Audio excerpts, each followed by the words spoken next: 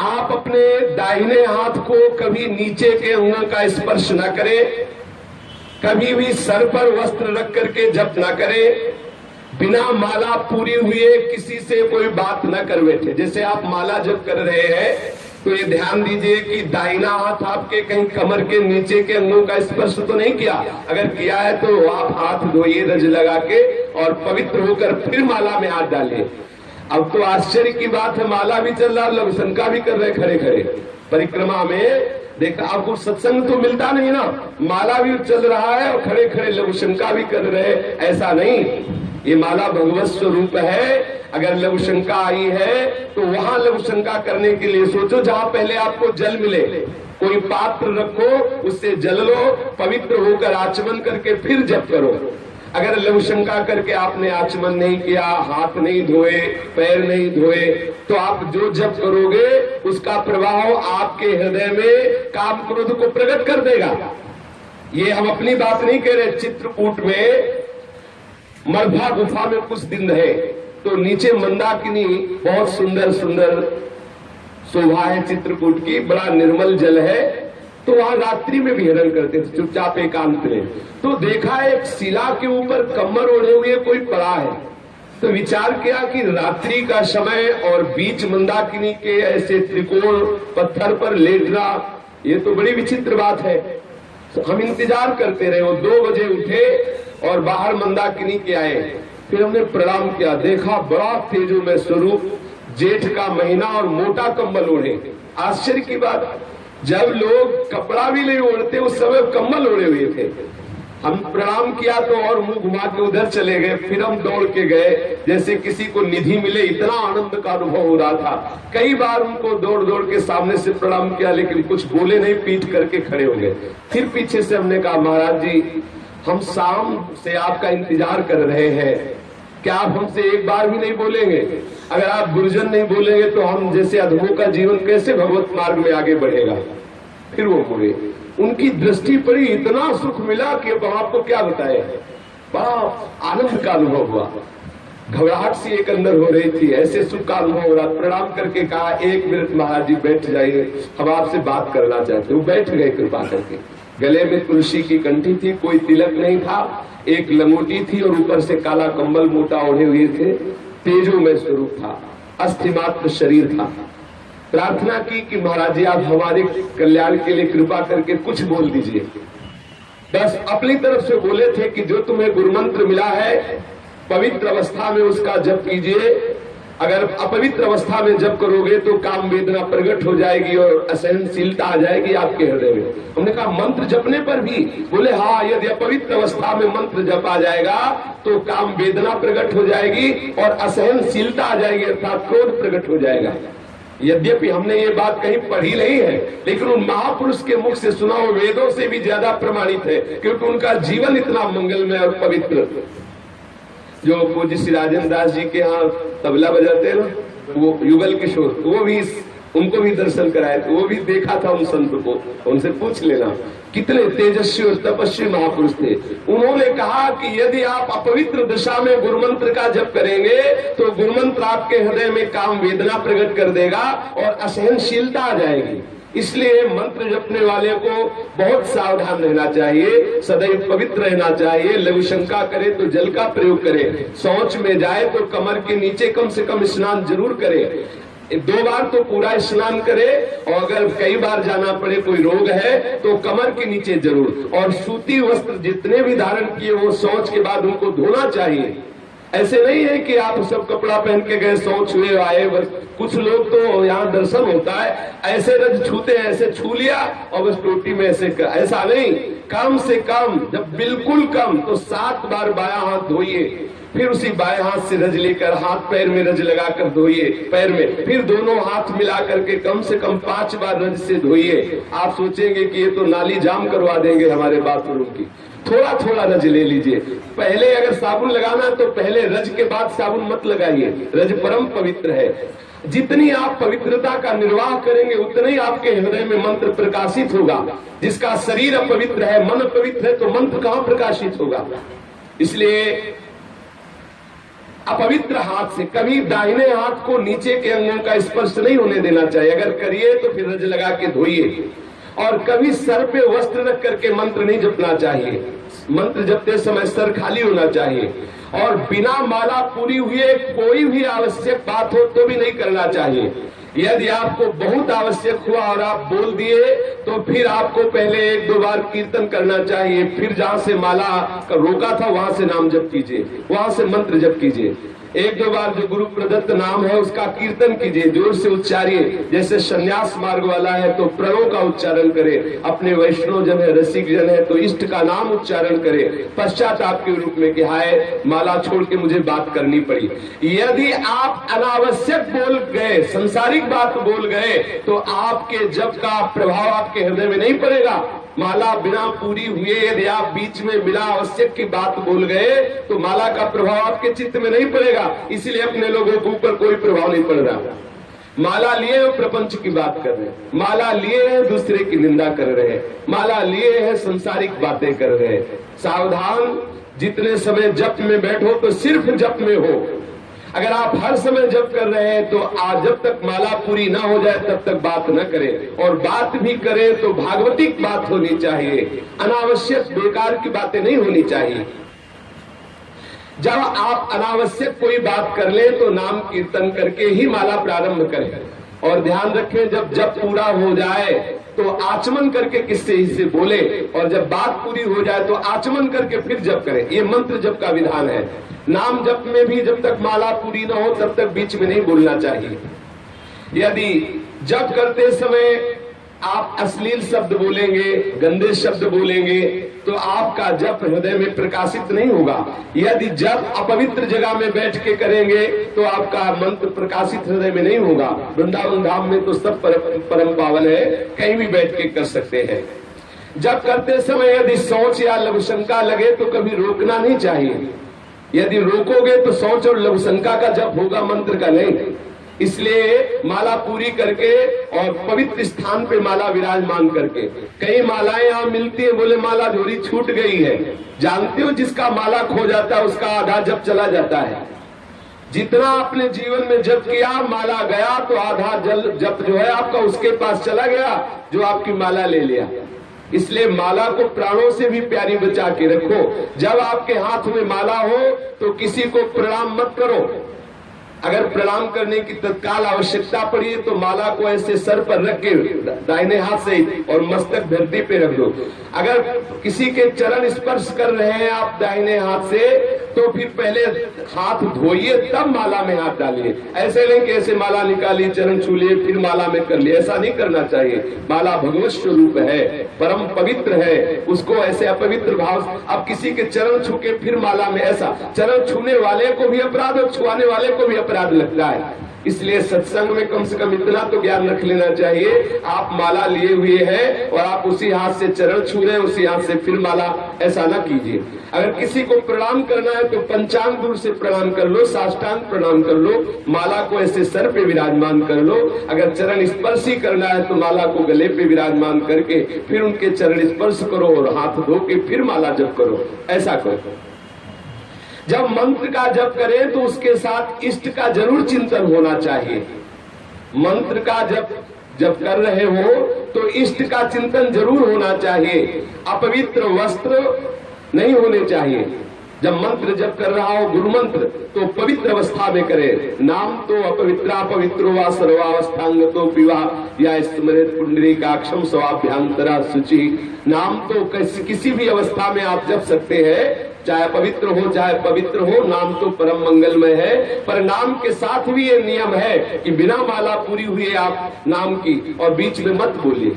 नाम के साथ ये नियम है कि नाम जपते हुए कोई अश्लील वचन, कोई गाली। पूज्य बाबा सिउड़िया बाबा जी महाराज कहते हैं जो नाम जप करते हैं माला से और फिर वो गाली देते हैं उनको कभी नाम सिद्ध नहीं होगा। नाम जप करने वाले अगर गाली बकेंगे तो कभी नाम जप सिद्ध नहीं होगा। नाम जप करने वाले गंदी बातें जिह्वा से बोलेंगे, कभी नाम जप सिद्ध नहीं होगा। नाम जप करने वाले मसाला खाएंगे, बीड़ी पिएंगे, सिगरेट पिएंगे, भांग खाएंगे, चिलम पिएंगे, कभी नाम सिद्ध नहीं होगा। ये सब व्यसन छोड़ करके नाम जप करते समय इधर उधर देखना, आसपास थूकना, व्यर्थ के कार्य करना। अब जैसे बैठे हैं, पैर हिला रहे हैं, नाम माला चल रहा, पैर हिला रहे हैं। हाँ, अगर नाम सुमिरन कर रहे माला से नहीं भी तो तिनका तोड़ रहे हैं, नहीं तो धरती में ऐसे लिख रहे हैं, ऐसे कर रहे हैं। ये सब चंचलता पूर्वक जो क्रियाएं हैं इनका त्याग कर, बैठे बैठे ऐसे तिनका तोड़ते रहते हैं, ऐसे धरती को खरोचते रहते हैं, मुंह में कपड़े चबाते रहते हैं, पैर हिलाते रहते हैं, इधर उधर आंखें करते रहते हैं। ये सब भजन के विघ्न, ऐसा नहीं करना चाहिए। और जप में बहुत जल्दी जल्दी जिह्वा नहीं चलानी चाहिए। जप करते समय धीरे धीरे जप का जो मंत्र है उसका एक एक अक्षर ध्यान करते हुए, जैसे अपने को राधा बोलना है तो राधा पूरा हमारे मानस पटल पर राधा नाम दिखाई दे रहा है और कान में सुनाई दे रहा है। फिर हम आगे की जो आगे की मन का है, जो तुलसी का आगे का गुड़िया, वो तभी हम करेंगे जब एक नाम सुन लेंगे और उसको देख लेंगे। तब भले संख्या में कम हो लेकिन ऐसा आपको लाभ मिलेगा। यदि आप जल्दी करोगे तो देख लो पूरा का पूरा माला निकल जाएगा, आप क्या जब गए आपको खुद पता नहीं चलेगा। ऐसे भी जब होता है, पूरा माला निकल गया और संसार का चिंतन चल रहा है, एक बार भी नाम का ना तो श्रवण हुआ ना दर्शन हुआ।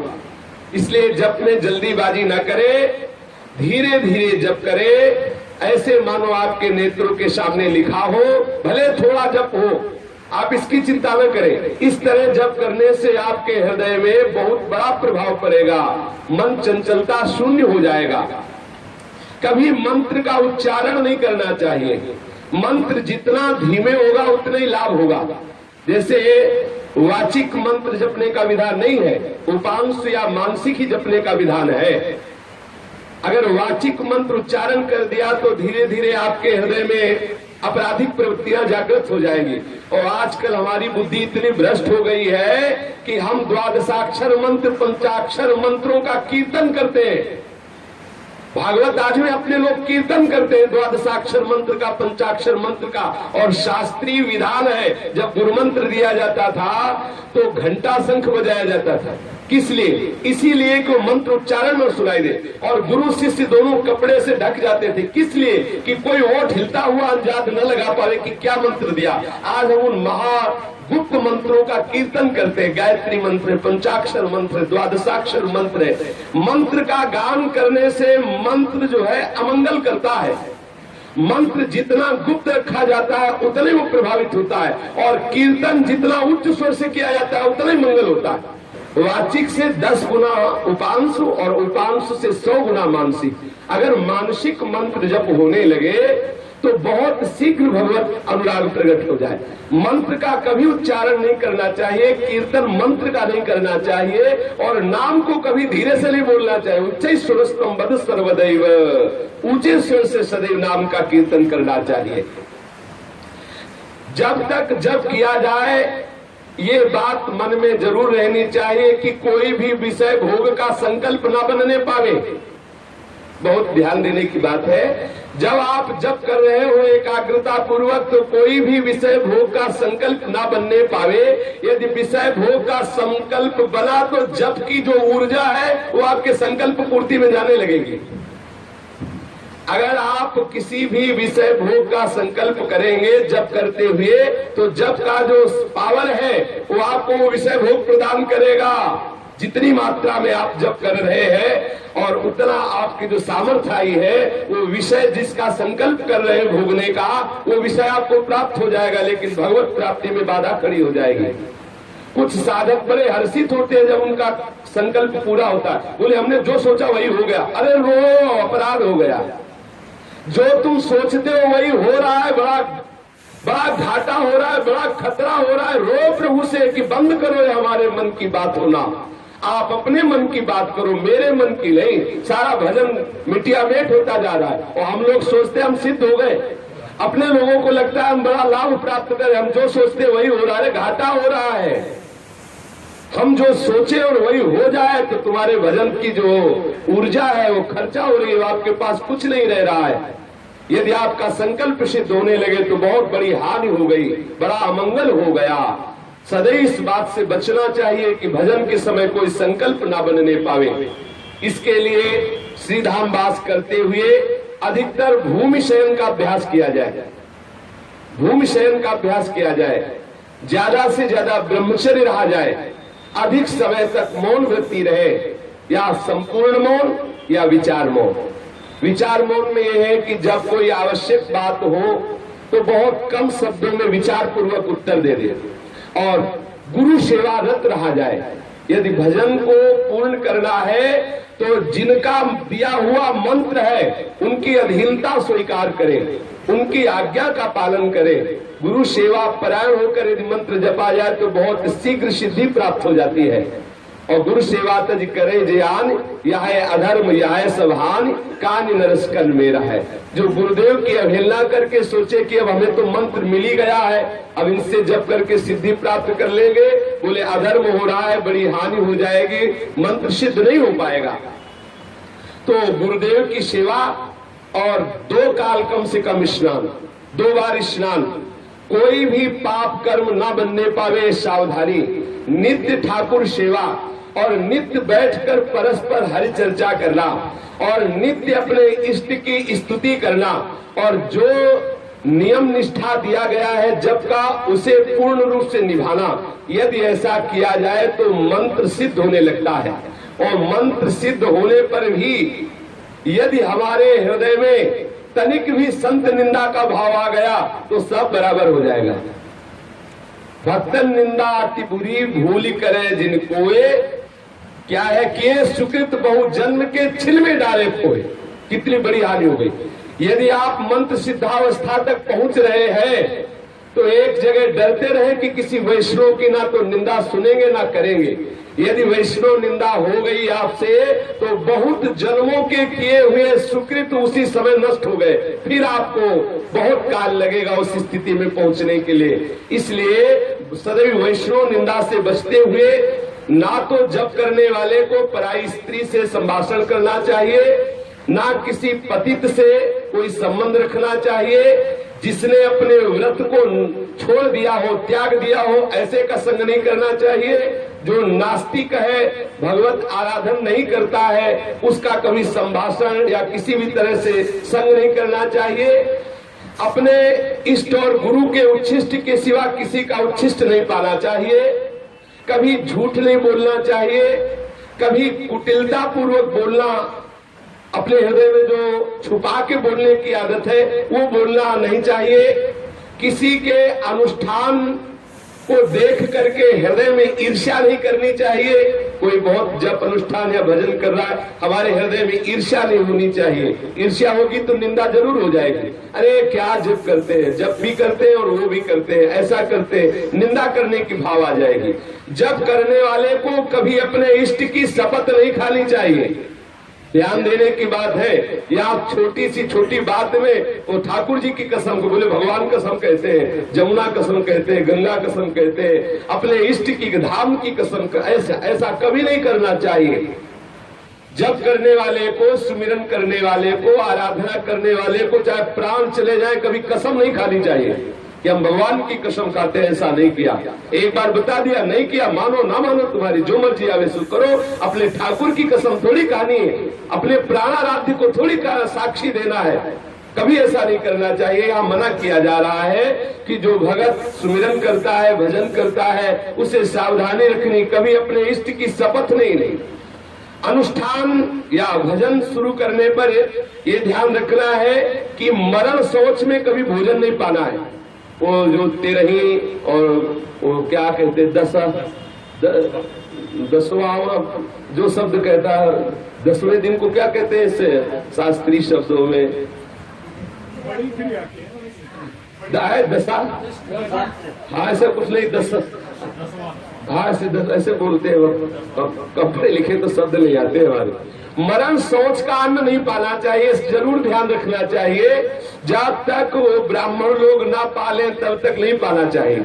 अब गृहस्थ है तो अपने घर की बात अलग, ठाकुर को भोग लगा के पावे, और दूसरों के, अगर गृहस्थ है अपने घर की बात अलग, दूसरों के यहाँ जाके वो भी तेरह ही करना पावे। और साधु को तो पाना ही नहीं चाहिए। और जनना सोच, जब बालक हो तब जो माताएं अपवित्र दशा में रहती, जब निकल आती है और बालक के सब जात कर्म संस्कार हो जाते हैं, फिर जाकर के वह भले प्रसाद पावे। जनना और मरना सोच में उनके यहाँ भोजन नहीं करना चाहिए। जिनके यहाँ अपवित्रता हो गई है, सोकर बिना आसन के चलते हुए झूठे मुंह या कुछ खाते हुए या बिना माला को ढके हुए कभी गुरुमंत्र का जप नहीं करना चाहिए। पवित्र अवस्था में अगर आपने कुछ पाया है तो कुल्ला कीजिए, आचमन कीजिए। अगर जप माला है तो झोली के अंदर रखिए। आप अगर जप कर रहे हैं वृंदावन में तो खैर आसन की बात नहीं, क्योंकि आप परम पावन रज है। और जब आप सो के उठे नाम स्मरण करते हुए पहले पवित्र होइए, फिर मंत्र जप में लगिए। नाम जप कर सकते लेकिन मंत्र जप नहीं कर सकते। बिना माला ढके आप मंत्र जप न, किसी को देखा है माला खुला लेके जप करला, जो उस माला का जप करते हुए आपका दर्शन करेगा उसको जप का प्रभाव प्राप्त होता जाएगा। इसलिए माला ढक के की जाती है। चित्त में कोई भी विषय की व्याकुलता, क्षोभ, भ्रांति, भूख, शरीर में पीड़ा या किसी भी तरह का संकल्प ये हृदय में आ रहा है तो भगवत स्मरण को इतना बढ़ाइए कि भूख का कष्ट मिट जाए, जो भी आपके अंदर अपवित्रताओं का क्लेश हो रहा है वो मिट जाए, जो भी वासना है वो मिट जाए। आप उसका आदर न करके इतना स्मरण तीव्र बढ़ाइए कि सब दब जाए। जूता पहने हुए या पैर फैला के ऐसे पैर के ऊपर पैर चढ़ा के कभी मंत्र जप नहीं करना चाहिए। जूता पहनकर कभी गुरु मंत्र जप नहीं करना चाहिए। जो इन नियमों का पालन करेगा उसके हृदय में मंत्र प्रकाशित हो जाएगा, और जिसके हृदय में मंत्र प्रकाशित हो गया, अब चाहे वो अपवित्र हो चाहे पवित्र हो चाहे जैसे हो, फिर कोई प्रभाव नहीं पड़ता, क्योंकि वो शरीर की धरा से ऊपर उठ जाता है। जब मंत्र प्रकाशित हो जाता है तो मन बुद्धि चित्त अहंकार सब मंत्र में हो जाते हैं। जो निरंतर मंत्र जप करने लगता है उसके हृदय की सारी वासनाएं नष्ट हो जाती है, और जिस इष्ट का मंत्र है वो धीरे धीरे हृदय में प्रकाशित होने लगता है। जहाँ इष्ट प्रकाशित हो गया तो मन डूब गया इष्ट की झांकी में। अब कौन चिंता करे इस शरीर की, चाहे हगे पड़ा हो तो भी मंत्र नहीं रुकता, फिर मंत्र रोके नहीं रुकता। जब मंत्र प्रकाशित हो जाता है तो हर समय बिना प्रयास के चलता है। अब कोई नियम नहीं, लेकिन जब तक ऐसी सिद्धि नहीं प्राप्त हुई मंत्र की कि अपने आप आठों पैर चल रहा है, तब तक ये सावधानी अपने जीवन में रखनी है। निरंतर भगवत स्मरण करते हुए पवित्रता का जरूर निर्वाह करें। हमारे मन में जो विक्षेप पड़ रहा है, ऐसा लग रहा है कोई भजन करने से रोक रहा है, ऐसा लग रहा है जैसे हृदय सूख रहा है, उसका कारण है अपवित्रता। खड़े खड़े लघु शंका करना, अपवित्र दशा में कम से कम शौच के समय तो मत बोलो। शौच के समय बात करते हैं, टेलीफोन से वो मोबाइल रखे उससे बात कर रहे, शौच के समय कैसे कैसे हमारे हृदय में भजन चलेगा यदि अपवित्र हम रहेंगे। भोजन के समय, लघु शंका के समय, शौच के समय, जप के समय, ये सब विशेष मौन रहने की बात होती है। पवित्र होकर भगवत शरणागत होकर के निरंतर स्मरण करते हुए अपने जीवन को मंगलमय बनावे। श्री राधा वल्लभ लाल की